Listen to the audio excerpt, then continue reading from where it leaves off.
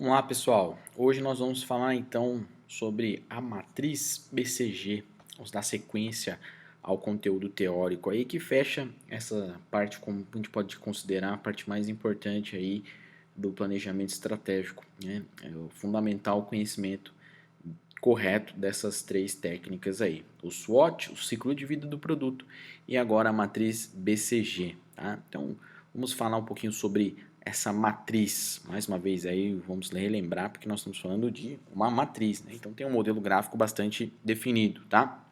Ela foi criada aí pelo Boston Consulting Group, né, que é referência quando a gente fala de planejamento estratégico de marketing. Tem aí um escritório aqui em São Paulo, mas é proveniente da cidade de Boston, né? A sigla da própria matriz é o nome dessa consultoria, né? E aí é muito importante a gente relembrar alguns aspectos aí da economia. Por quê? Ela vai organizar os negócios em forma de matriz baseado em dois vetores, tá? Em duas variáveis. Então a gente tem que prestar bastante atenção nessas duas coisas aqui para poder fazer a nossa matriz BCG da maneira correta: participação no mercado e taxa de crescimento da empresa. Então, lembrem-se bem disso, tá? Eu preciso considerar o quanto esse meu produto, no caso aí que a gente é uma matriz que vai servir para gerenciar os nossos produtos. Então, eu tenho que relembrar sempre o quanto esse meu produto ele tem de participação dentro do mercado e qual é a taxa de crescimento desse produto aí também no mercado, tá certo? Então, a função principal da minha matriz BCG é dar suporte para uma análise de portfólio de produtos ou de unidades de negócio. Eu tenho um mix de produtos, eu vou saber qual é a estratégia mais adequada, ou seja, qual é o foco, qual é o objetivo para cada tipo de produto. E o que é muito importante a gente relembrar aqui, né? O marketing, como do ponto de vista estratégico a gente já conhece, não deve ter somente um plano A, né? Eu devo ter um plano A, um plano B e, se possível, outras possibilidades estratégicas. Então, a matriz BCG ela vem para complementar justamente aí qualquer outro tipo de matriz ou de planejamento estratégico que considere somente um caminho, tá? Ela vai ser baseada aí no que a gente conhece como ciclo de vida do produto. Por isso que a gente fala que é um fechamento desses três conhecimentos aí que a gente teve até agora: a SWOT, o ciclo de vida do produto e a matriz BCG. Legal? Então, né, eu tenho aqui como objetivo criar essa estratégia de portfólio, que a gente chama, né, quando a gente tem uma estratégia com vários produtos, né, fazendo com que eu consiga combinar estratégias diferentes ou unidades estratégicas diferentes. Eu posso ter, né, diferentes planos dentro da minha empresa que também podem ser gerenciados através da minha matriz BCG, tá certo?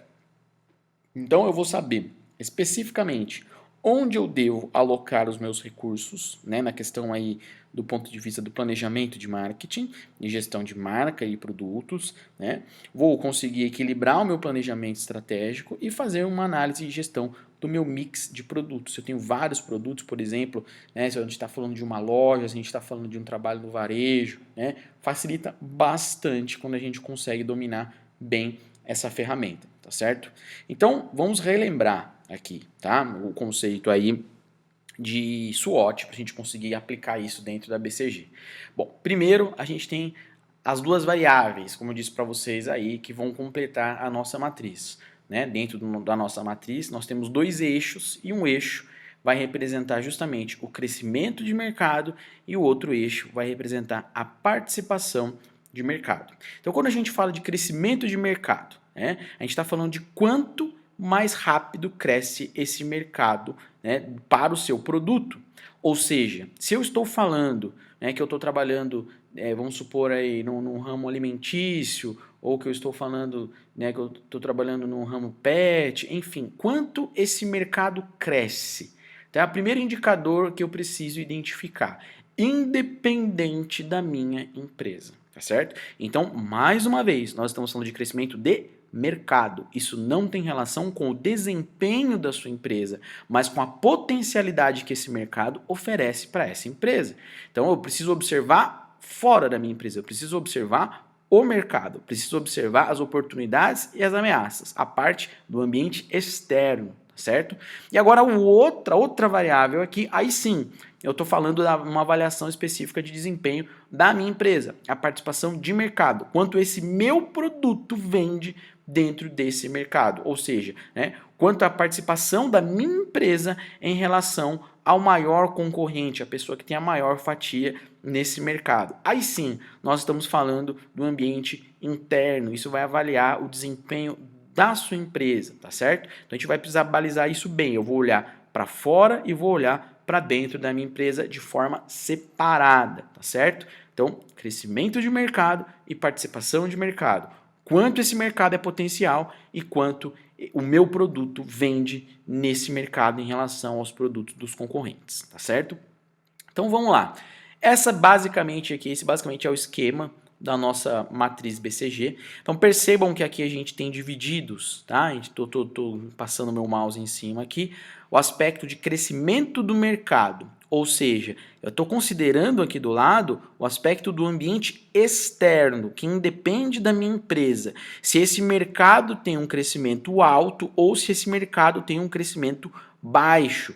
E isso é um indicativo do mercado. Eu preciso entender o quanto esse mercado cresce no ano, quais são os resultados das empresas que estão nesse mercado, quais são os índices econômicos desse mercado.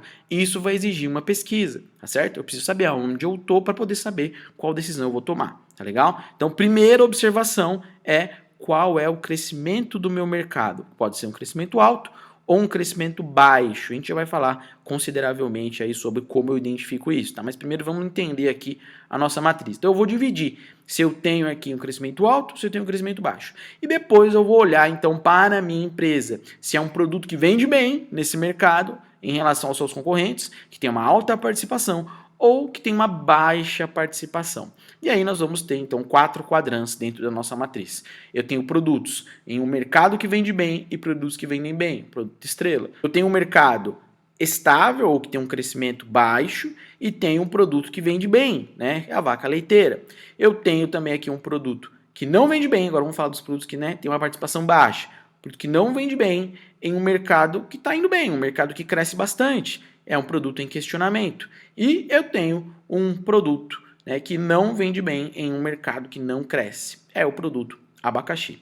Vamos observar eles individualmente, tá? A primeira situação é o estrela. É o mercado que vende bem e o produto que vende bem. Então nós temos duas situações favoráveis. Tanto no ambiente externo, eu vejo um crescimento desse mercado, quanto no ambiente interno. Meu produto está vendendo bem, né?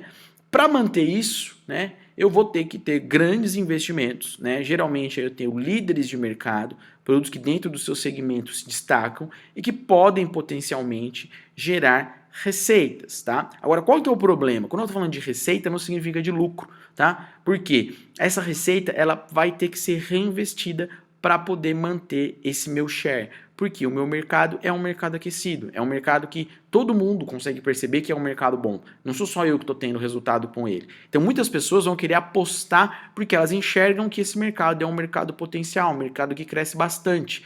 Logo, eu vou ter que investir bastante para continuar mantendo a minha participação alta nesse mercado, tá certo? Então geralmente eu tenho um equilíbrio quanto ao fluxo de caixa. Eu não vou ter um lucro absurdo. Meu objetivo aqui é manter o meu equilíbrio, tá? Então, quando eu tenho um produto que vende bem, em um mercado que vende bem, eu preciso manter a minha participação de mercado. O foco é manter a participação de mercado, trabalhar em cima do meu share, construir estruturas que possibilitem uma relação bem interessante com o seu consumidor, que mantenha esse share, né, dentro da sua fatia aí, vamos dizer assim, né? Porque uma hora esse mercado vai começar a estabilizar, né? O retorno do mercado, o crescimento não vai ser algo mais tão interessante assim. E aí é interessante sim que aí no momento que você tem o controle, no ambiente que você tem o controle, né, você consiga manter a sua participação. Legal? Então o objetivo aqui é construir, né, é manter o meu share, é trabalhar aí com possibilidades que consigam manter o meu share dentro da minha estratégia. Interrogação, nossa segunda situação aí, né? Quando eu tenho ali o meu produto, né, que vende relativamente pouco, tá? O produto que vende tem uma baixa participação, não tem um desempenho muito legal, só que eu tenho um mercado interessante, um mercado que apresenta um crescimento, mas meu produto ainda não empacou nesse mercado. Né? A gente fala que é a criança problemática da tradução literal aí do inglês, né, da versão aí do Boston Consulting Group. Né? Por quê? Ela geralmente representa a pior característica quanto ao fluxo de caixa. Porque nós estamos falando de um mercado aquecido. Então todo mundo está vendo que tem oportunidade, não só você. Então está todo mundo investindo em comunicação, em marketing. E você não está tendo bons resultados e vai ter que continuar investindo para poder ter algum tipo de retorno. Por isso o próprio nome de interrogação. Né? A gente precisa avaliar muito bem, tá certo? Então quando eu tenho essa situação, eu preciso focar em mecanismos de avaliação e monitoramento para poder enxergar se esse mercado realmente é algo que deve ser mantido o meu investimento, tá? Então se nada pode ser feito, né, no momento aí que o mercado estabilizar, eu vou virar um produto abacaxi. Tá certo? Então eu preciso tentar desenvolver essas estratégias baseadas em ferramentas de avaliação, tá certo? Então o foco aqui estratégico é construir uma estrutura de monitoramento dos seus dados e o foco é esse monitoramento para que eu consiga encontrar qual é a fatia em que eu consigo alcançar um crescimento sustentável aí até que o mercado se estabilize, beleza? O próximo passo, né, a próxima situação é a vaca leiteira. Né? A gente já muda a situação de mercado. Né? A gente olha para fora e vê um mercado que não cresce muito, um mercado que a gente pode considerar estável, né? Não tem um crescimento muito alto, não. Mas a minha empresa vende bem nesse mercado. Apesar de eu não ter muitas oportunidades, quando eu olho para fora, eu não vejo um mercado em crescimento, a minha empresa tem uma grande participação. Meu produto vende muito bem nesse mercado. Aqui é geralmente quando a gente começa a realmente ter lucro, quando a gente começa a ter um fluxo de caixa positivo. Por quê? Olhando as oportunidades, o meu mercado não oferece tanto espaço para outras empresas entrarem com suas estratégias. Ou seja, né, a minha necessidade de investimento em marketing, em comunicação é muito menor, tá certo? Então, eu não preciso fazer grandes investimentos aqui nesse momento, na vaca leiteira, tá? Principalmente no produto que gera esse tipo de situação, né? Então, eu tenho a oportunidade de justamente colher, né, os meus resultados aqui. Geralmente, tá? Percebam isso, a vaca leiteira é o produto que as empresas, no ponto de vista de gerenciamento de portfólio, elas lançam outros produtos de linha, ou produtos de flanco, que a gente chama aí, né? Então, se a gente for olhar, por exemplo, né, a Coca-Cola, né? Qual é o produto vaca leiteira da Coca-Cola? Se nós olharmos sem nenhum conhecimento de marketing, só né, de uma forma bastante superficial, é o produto que vende mais, deve ser o próprio refrigerante Coca-Cola. Não, não é. Né? Por quê? Nós temos que olhar para fora e olhar para dentro. Então, aonde eu tenho um mercado estável e aonde eu tenho um produto que tem a maior participação entre os concorrentes. No caso da Coca-Cola, é a Fanta. Né? Por quê? Vamos avaliar do ponto de vista que deve ser feita a avaliação para uma matriz BCG. Né? Dentro do mercado de refrigerantes de laranja, que é o segmento onde a Fanta compete, a fatia que a Fanta possui desse mercado é muito superior ao segundo e terceiro concorrentes, tá certo? Então ela vende muito mais do que os outros refrigerantes do mesmo segmento, refrigerante de laranja. Então ela tem, claro, uma oportunidade muito grande desse mercado, não somente de ter bastante lucro, porque ela não precisa fazer tanta comunicação assim para vender, todo mundo já conhece o produto e já sabe que o produto provavelmente aí do ponto de vista do consumidor é superior às marcas B e C que competem com a Fanta, mas eu tenho uma oportunidade, como eu falei aí no início desse slide, de criar produtos de flanco. Então, quando a Coca-Cola ela tenta colocar novos sabores ou criar novos refrigerantes, ela lança em cima da chancela Fanta. Por quê? Se der errado, se eu tiver algum tipo de problema com o produto, não foi muito bem aceito pela população, eu não vou ter tanto problema de desgaste da minha marca, porque eu tenho, dentro desse segmento, uma marca líder que está muito à frente dos seus concorrentes, tá certo? Então eu tenho espaço interno para lançar novos produtos sob a chancela de uma vaca leiteira. Tá certo? Então, eu sempre vou fazer essa observação do meu desempenho, do quanto que esse meu produto vende nesse mercado em relação aos concorrentes, para poder identificar se esse produto realmente é uma vaca leiteira. Legal? E o abacaxi, que é a situação também de um mercado estável, um mercado que não apresenta grandes oportunidades de crescimento. Eu olho para fora e vejo um crescimento pequeno nos meus indicadores para esse mercado, mas o meu produto também não apresenta nenhum tipo de indicador que vai crescer, que vai vender bem. Eu tenho um produto que vende pouco em um mercado que não cresce. Então, olha como é importante a gente identificar o crescimento do mercado e a potencialidade desses mercados. Não é simplesmente fazer, quando a gente fala de uma SWOT, uma análise sem números, né? Uma análise, acho que é um mercado bom. Qual é o indicador? Quanto esse mercado vendeu no ano de 2018? Qual foi o indicador de 2019? Quanto isso representou em crescimento? Qual a minha chance de crescimento para o ano de 2020? Qual é o potencial de crescimento anual desse mercado? E o mais importante, qual é o potencial de crescimento econômico do meu país em comparação a esse mercado? Aí a coisa começa a ficar um pouco mais interessante. Eu começo a enxergar a potencialidade e as oportunidades de uma forma muito mais clara, né? Por exemplo, a gente for observar os indicadores aí no Brasil, né, quanto o Brasil cresceu, economicamente falando, no ano de 2019. Tá?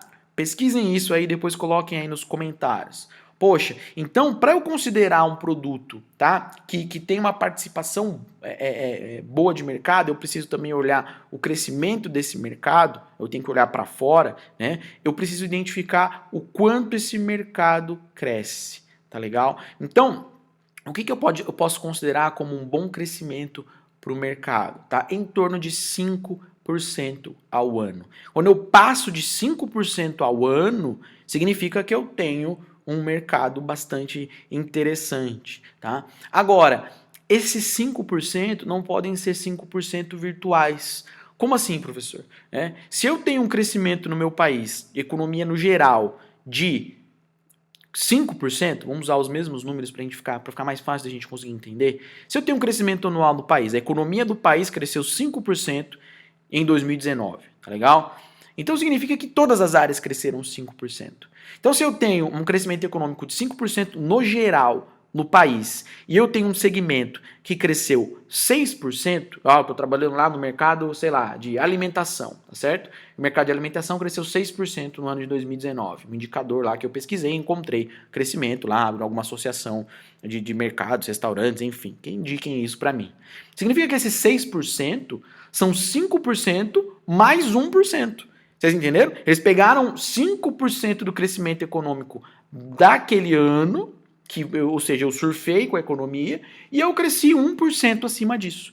Então não significa que esses 6% eu deva considerar como uma participação, um crescimento, de mercado potencial. Eu devo considerar 5% acima do crescimento do país. Ou seja, se eu tenho, o que é o ideal, né, um país que cresce 5% ao ano, para eu considerar um mercado como um mercado crescente, esse mercado tem que crescer mais de 10% ao ano, que são os 5% do país mais os 5% padrão do mercado. Entenderam? Então, eu sempre vou considerar um mercado que cresça 5% acima do crescimento econômico do país. Nós estamos vivendo um momento de recessão global, né? Provavelmente nós teremos um encolhimento da economia, não só no nosso país, mas em todos os outros países aí que tem algum tipo de importância econômica no mundo, tá certo? Poucas vão ser as exceções. E o que isso representa? Eu vou ter que fazer o cálculo em cima dessa recessão. Então vamos imaginar que o país, nesse ano de 2020, encolha 2% na sua economia, tá certo? Nós vamos ter um decréscimo de 2% aí do PIB. Legal. O que isso significa? Que então um mercado que cresça 3% já é uma boa oportunidade, porque ele conseguiu crescer 5% acima da economia do país. Legal? Então sempre considerem o parâmetro econômico de crescimento do país a 5% a mais para eu considerar um mercado potencial, um mercado que eu consigo enxergar crescimento. Legal? Então vamos retomar aí o abacaxi. O abacaxi, então, ele é o produto que eu tenho um mercado ruim, mercado que não cresce, e um produto ruim também que não vira muitas vendas aí para o meu produto. E na tradução literal, né, da matriz BCG, a gente chama de vira-lata, né, que é o produto que tem que tentar ser evitado. Por quê? Um plano de recuperação para um produto como esse geralmente vai custar muito caro, porque eu não tenho margem no mercado, tá certo? e o meu produto também não tem nenhum tipo de desempenho favorável. Tá? Então, se eu não tenho uma maneira de recuperar, a gente já viu isso no ciclo de vida do produto, né? Talvez segmentar, partir por um nicho, tá? Uma fatia menor do meu mercado, onde eu consiga talvez liderar esse mercado de uma forma segmentada, um nicho mesmo, eu devo abandonar esse produto aí, tá certo? Então eu devo identificar que eu tenho fatias pequenas em mercados que não oferecem muito crescimento, tá legal? Então fechamos aí o nosso BCG. Então percebam a correlação, fiz aqui esse gráfico aqui para a gente conseguir perceber a correlação das vendas, né, que a gente consegue perceber, e o tempo, com a avaliação do ciclo de vida do produto em relação à matriz BCG. A gente consegue correlacionar, tá certo? A introdução é o momento em que geralmente a gente consegue perceber os produtos em interrogação. O crescimento, geralmente ali é onde a gente consegue perceber os produtos estrela. Maturidade é geralmente o momento em que eu tenho a minha vaca leiteira. E o declínio é o produto abacaxi. Legal? Então é fácil a gente fazer essa correlação entre a matriz BCG e o ciclo de vida do produto. O que é interessante a gente perceber aqui, tá certo? Ah, professor, então quer dizer então que eu tenho que só ter vacas leiteiras, né? Eu tenho que trabalhar para todos os meus produtos se transformarem em uma vaca leiteira.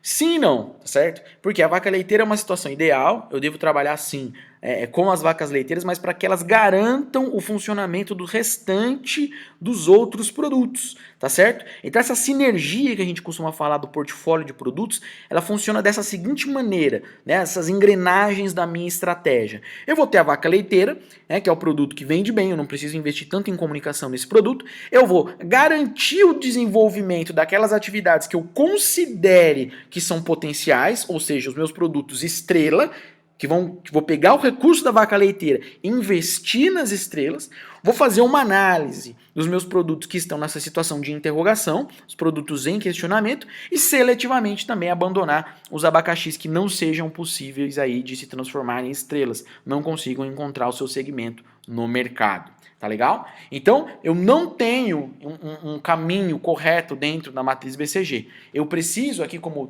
próprio Bruce Henderson, que é o criador dessa matriz BCG, né, que para que eu tenha sucesso, eu preciso de um portfólio de produtos com diferentes taxas de crescimento e diferentes participações de mercado.